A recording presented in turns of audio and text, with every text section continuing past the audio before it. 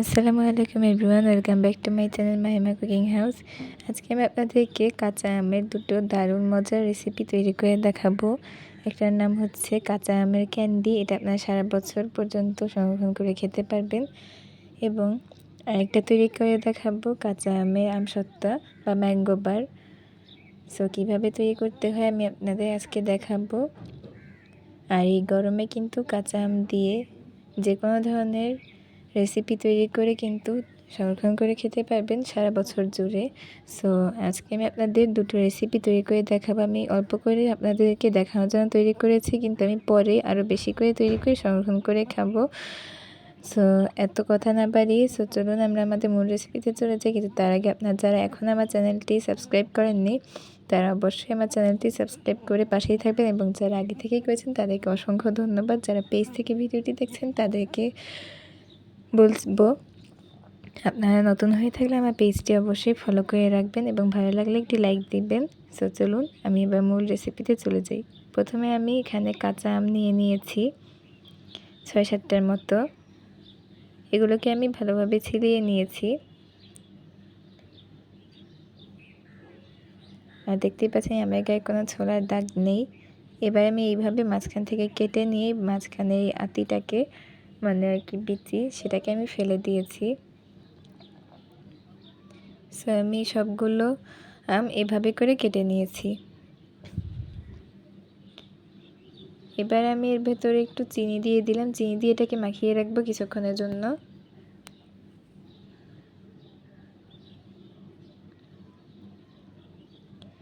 এইভাবে ভালোভাবে চিনির সাথে এই আমটাকে মিশিয়ে নিয়ে এটাকে মেখে রেখে দিব।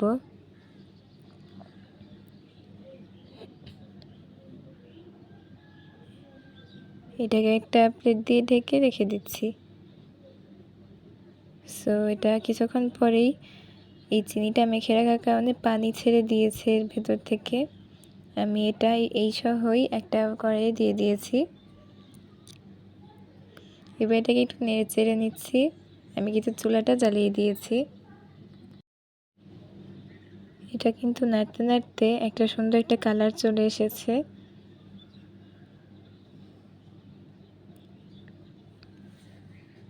আপনাদের কাছে একটা রিকোয়েস্ট, আপনারা প্লিজ আমার চ্যানেলটি সাবস্ক্রাইব করে রাখবেন, তাহলে আপনারা অনেক সুন্দর আর নতুন নতুন ইউনিক রেসিপি আমার থেকে উপহার পাবেন। আমি কিন্তু আপনাদের সবসময় এমন রেসিপি দেওয়ার চেষ্টা করে থাকি।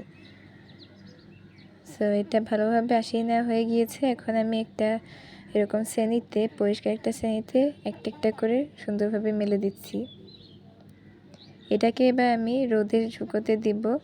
আমার এখানে টেম্পারেচার রোদের একটু কম, এর জন্য আমার 2 দিন লেগেছিল। আপনাদের যদি রোদের টেম্পারেচার বুঝে যদি বেশি থাকে তাহলে কিন্তু একদিনেই হয়ে যাবে। আমার 2 দিন লেগেছিল এটা শুকোতে। সো এগুলো আমার 2 দিন পরে শুকানো হয়ে গিয়েছে। এখন এগুলো চিনি গুঁড়ো করে নিয়েছি। এই চিনি গুঁড়োর ভেতরে ভালোভাবে করে নিয়ে পরিবেশন করবে। এটাকে কাঁচা আমের ক্যান্ডি বলে। এই ক্যান্ডি আপনারা সারা বছর জুড়ে খেতে পারবেন সংরক্ষণ করে। আর বিশেষ করে বাচ্চাদের থেকে শুরু করে বড়রাও কিন্তু এটা অনেক মজা করে খাবে। এর উপর আমি একটু আইসিং সুগার দিয়ে দিচ্ছি। এটা দেওয়ার কারণে কিন্তু অনেক দারুণ লাগে খেতে আর কি।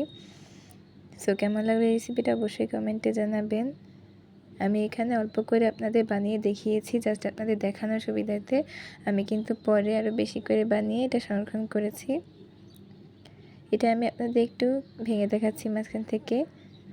দেখতেই পাচ্ছেন ভেতরটা জুসি হয়েছে, আর এটা কিন্তু খেতে অসম্ভব মজাদার হয়েছে। সো এবার আমি আমার পরের রেসিপিতে চলে যাচ্ছি। পরের রেসিপিটা হলো কাঁচা আমের আমসত্ত্ব। সো এখান থেকে আমি প্রায় 10-12টার মতো আম নিয়েছি। এগুলোকে ছোলা ছিলিয়ে ঠিক এই শেপে করে কেটে নিয়েছি।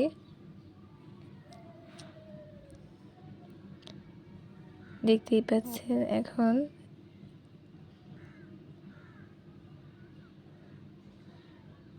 এখন আমি একটা কড়াইয়ে পানি দিয়ে দিয়েছি এই আমটাকে সেদ্ধ করার জন্যে। এই আমটাকে আমি এবার সেদ্ধ করে নিব।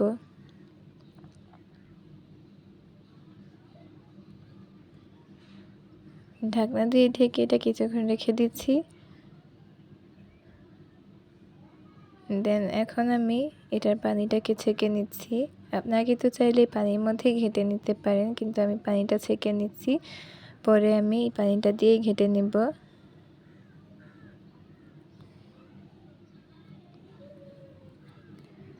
এই তো আমার ছেঁকে নেওয়া হয়ে গিয়েছে। এখন আমি এটাকে ঘেঁটে নিচ্ছি আর অল্প অল্প করে ওই পানিটা দিয়ে দিয়ে ঘেঁটে নিব।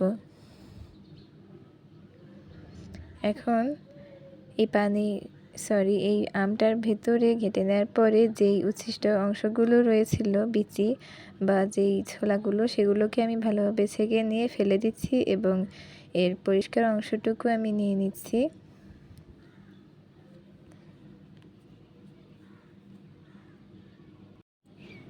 এখন আমি একটা প্যানে চিনি নিয়ে নিচ্ছি প্রায় হাফ কাপের মতো, আর এখানে পানি দিয়ে দিচ্ছি। এটাকে আমি ক্যারামেল তৈরি করব।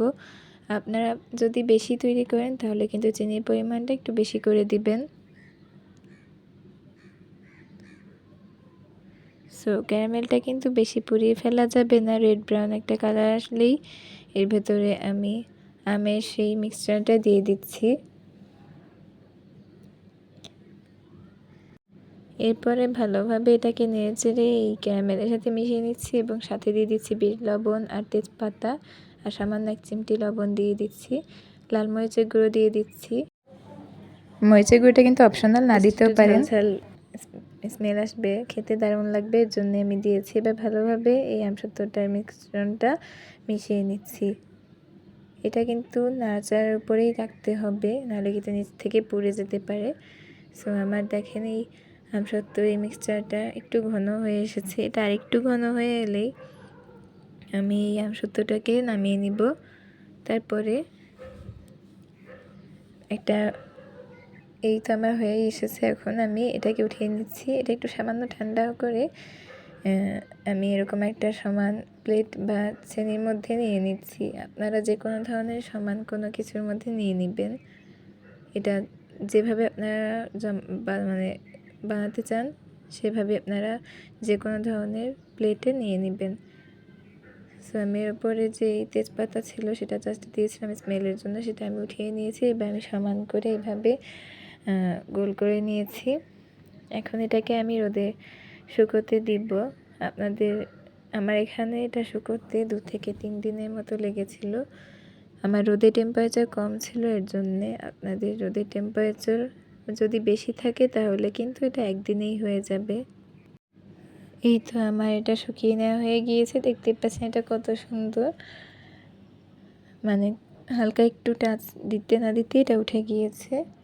আমার এই আমসত্ত্বটা তৈরি হয়ে গিয়েছে। এখন আমি এটা আপনাদের আমার পছন্দ মতো শেপ করে কেটে দেখাচ্ছি। আমি এটা রোল করে নিচ্ছি। আপনারা এইভাবে রোল করেও খেতে পারেন, অথবা বাজারে যেভাবে প্যাকেটে থাকে এই ম্যাঙ্গো বারগুলো কিনতে পাওয়া যায়, সেভাবে করেও পরিবেশন করতে পারেন। দেখতে কতটা লোভনীয় লাগছে, খেতে কিন্তু অসম্ভব মজার হয়েছে। আর এটা কিন্তু আপনারা চাইলে বাচ্চাদের টিফিনেও কিন্তু দিতে পারেন, এমনকি বড় থেকে ছোট করে ছোটরা সবাই কিন্তু এই আমসত্ত্বটার একদম ফ্যান হয়ে যাবে আপনারা যদি এটা একবার তৈরি করেন বাসায়।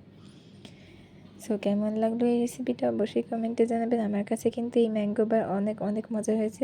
বাইরে থেকে এইসব ভেজাল মিশ্রিত যেভাবে তৈরি করে সেভাবে আপনারা ম্যাঙ্গো বার না কিনে যদি বাসায় এভাবে খুব সহজে তৈরি করে ফেলতে পারেন, তাহলে কিন্তু আপনারা বছর জুড়ে সংরক্ষণ করে রাখতে পারবেন, ফ্রিজে রেখে বা বাইরে রেখেও। আর দেখতে পাচ্ছেন দুই পাশে দুটো আমি বাইরে যেভাবে ম্যাঙ্গো বার প্যাকেটে থাকে সেভাবে করে কেটে রেখেছি। সো কেমন লাগলো অবশ্যই কিন্তু কমেন্টে জানাতে ভুলবেন। আশা করি আপনারা শেষ পর্যন্ত ভিডিওটি দেখেছেন। আপনারা যারা শেষ পর্যন্ত ভিডিওটি দেখছেন তাদেরকে অসংখ্য অসংখ্য ধন্যবাদ। আমার আজকে দুটো রেসিপি যদি আপনাদের কাছে ভালো লেগে থাকে তাহলে লাইক কমেন্ট শেয়ার করবেন এবং সাবস্ক্রাইব করে পাশেই থাকবেন। সো আজকে আমি এত কথা বাড়াচ্ছি না, পরবর্তী রেসিপিতে আরেকটি নতুন রেসিপি নিয়ে হাজির হব। ততক্ষণ পর্যন্ত সবাই ভালো থাকবেন, সুস্থ থাকবেন। আল্লাহ হাফেজ।